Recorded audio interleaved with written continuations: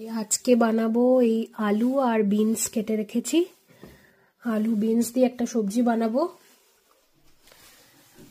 এখানে একটা ডাল সেদ্ধ করে রেখেছি।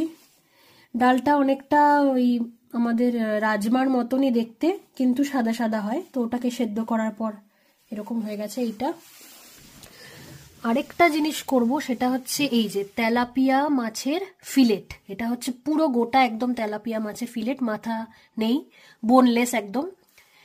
এটা বানাবো। আর সাথে টমেটো আর রসুনটাকে আমি একটু বেক করে নিয়েছি তেল আর নুন দিয়ে, তাড়াতাড়ি এটা রান্না হয়ে যাবে বলে। আর এটা হচ্ছে মিষ্টি আলু। এখানে মিষ্টি আলুগুলো একটু অন্যরকম, ওটা সেদ্ধ করে রেখেছি হালুয়া বানাবো বলে। এটা হচ্ছে এখানকার মিষ্টি আলু, একটু অন্যরকম। দেখা যাক এটা দিয়ে হালুয়া বানালে কিরকম হয়। তেলাপিয়া মাছের ফিলেটগুলো গ্রিল করতে হবে, এগুলোকে ফ্রাই করতে গেলে একদম ভেঙে যাবে। আর ইনফ্যাক্ট এই আইডিয়াটা আমাকে আমার একজন সাবস্ক্রাইবার, যে আমার মাসি, সেই দিয়েছে যে একটু তেল আর হলুদ মাখিয়ে গ্রিল করলে ভালো হবে। যে নুন আর হলুদ আর অল্প তেল মাখিয়ে আমি এটাকে সেট করে দেব গ্রিলে করা আছে। আর টেম্পারেচারটা 200 या 175, কারণ নরম মাছ নাহলে পুরো ভেঙে যাবে।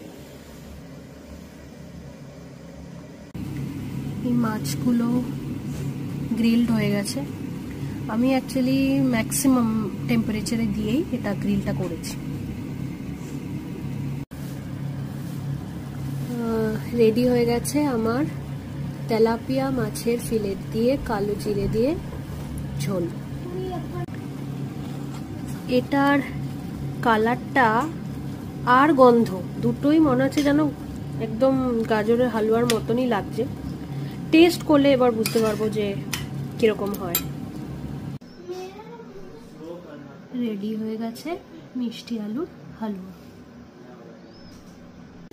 এবার এটা দিয়ে একটা জাস্ট হালকা একটু ফ্রাই করে নেব এই আঙুরগুলো।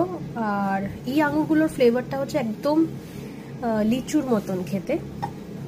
এই পেঁয়াজ আর বিট, গাজর আর বিনস এগুলোকে একটু হালকা তেলে ফ্রাই করে নেব, আর তারপরে সব একসাথে মিক্স করে বানাবো একটা স্যালাড।